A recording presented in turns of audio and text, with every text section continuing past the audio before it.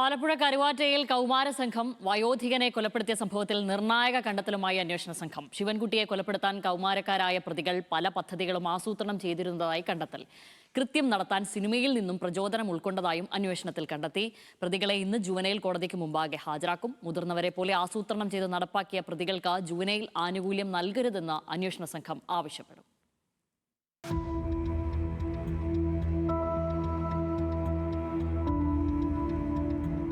മനുഷ്യ മനസാക്ഷിയെ ഞെട്ടിക്കുന്ന കണ്ടെത്തലുകളുടെ വിശദാംശങ്ങളാണ് പുറത്തുവരുന്നത്. കൗമാരക്കാരായ പ്രതികൾ കൃത്യമായ ആസൂത്രണത്തിലൂടെയാണ് കൊലപാതകം നടത്തിയത്. കൊല്ലപ്പെട്ട ശിവൻകുട്ടിയുടെ ബന്ധുകൂടിയായ 13-കാരിയാണ് ആൺസുഹൃത്ത് വഴി കൊലപാതകം ആസൂത്രണം ചെയ്തത്. ഇതിനായി സിനിമയിൽ നിന്നുൾപ്പെടെ പ്രചോദനം ഉൾക്കൊണ്ടു. ആദ്യം വീടിന്റെ ഓട് പൊളിച്ച് കല്ല് തലയിലേക്കിട്ട് കൊല്ലാനായിരുന്നു പദ്ധതി. വീടിന് മച്ചുണ്ടായിരുന്നതിനാൽ ഈ ശ്രമം ഉപേക്ഷിച്ചു. തുടർന്ന് വിഷം കൊടുത്തു കൊല്ലാനും വാഹനാപകടം സൃഷ്ടിച്ച് കൊല ചെയ്യാനും ആസൂത്രണം നടത്തി. 13-കാരിയും ആൺസുഹൃത്തും തമ്മിലുള്ള വാട്സാപ്പ് ചാറ്റുകൾ പരിശോധിച്ചപ്പോഴാണ് ഗൂഢാലോചനയുടെ വിശദാംശങ്ങൾ തെളിഞ്ഞത്. പിടിക്കപ്പെടില്ലെന്ന അമിത ആത്മവിശ്വാസത്തിൽ കൊലപാതകം ആസൂത്രണം ചെയ്ത ചാറ്റുകൾ ഡിലീറ്റ് ചെയ്യാത്തത് പ്രതികൾക്ക് കുരുക്കായി. ശിവൻകുട്ടിയുടെ വീടിന്റെ ലൊക്കേഷൻ 13-കാരി ആൺസുഹൃത്തിന് അയച്ചു നൽകിയതടക്കമുള്ള ഫോൺ രേഖകൾ കേസിൽ നിർണായക തെളിവാകും. അതേസമയം ചോദ്യം ചെയ്യലിൽ കൂസലില്ലാതെ പെരുമാറിയ 13-കാരിയുടെ ആൺസുഹൃത്ത് എല്ലാം അവൾക്ക് വേണ്ടിയാണെന്ന് മൊഴി നൽകിയിട്ടുണ്ട്. ശിവൻകുട്ടി താമസിച്ചിരുന്ന വീടിന്റെ ശുചിമുറിയോട് ചേർന്ന ഹാളിലൂടെയാണ് പ്രതികൾ അകത്ത് കടന്നത്. കൊലപാതകത്തിന് ശേഷം പ്രതികൾ ഹരിപ്പാട് തട്ടുകടയിലെത്തി ഭക്ഷണം കഴിച്ചു. കൊലപാതകത്തിനായി കൊല്ലത്ത് നിന്ന് പെൺകുട്ടിയുടെ ആൺസുഹൃത്തുക്കൾ ഉൾപ്പെടെയുള്ള പ്രതികളെത്തിയത് ട്രെയിനിലാണ്. കൊലയ്ക്ക് ശേഷം മടങ്ങിപ്പോയത് KSRTC ബസ്സിലും. ശിവൻകുട്ടിയെ കൊലപ്പെടുത്തണമെന്ന് നേരത്തെ തീരുമാനിച്ചിരുന്നതായി പെൺകുട്ടി പോലീസിനോട് പറഞ്ഞു.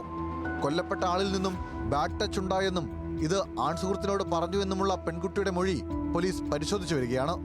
കൊലപാതക വിവരം പുറത്തു വന്നതിനെ തുടർന്ന് സംശയം തോന്നിയ പോലീസ് പെൺകുട്ടിയുടെ ഫോൺ കസ്റ്റഡിയിലെടുത്തു. ഇതറിയാതെ പെൺകുട്ടിയുടെ ഫോണിലേക്ക് പ്രതികൾ നിരവധി തവണ വിളിച്ചു. ഇതാണ് പ്രതികളിലേക്കുള്ള വഴി തുറന്നത്. അതിവേഗത്തിലാണ് പോലീസ് പ്രതികളിലേക്ക് എത്തിയത്. കരുവാറ്റ കൊലപാതകത്തിൽ മികച്ച രീതിയിൽ അന്വേഷണം നടത്തിയ സംഘത്തെ ആഭ്യന്തര വകുപ്പ് മന്ത്രി രമേശ് ചെന്നിത്തല അഭിനന്ദിച്ചു. ആ കൊലപാതകം 24 മണിക്കൂറിനുള്ളിൽ അതിന്റെ പ്രതികളെ പിടിച്ചു. ഭംഗിയായി കേരള പോലീസ് അതിന്റെ നടപടികൾ മുന്നോട്ട് കൊണ്ടുപോയി. ആലപ്പുഴ SP അതോടൊപ്പം തന്നെ DIG എല്ലാവരും അതിനകത്ത് വളരെ ശുഷ്കാന്തി കാണിച്ചു.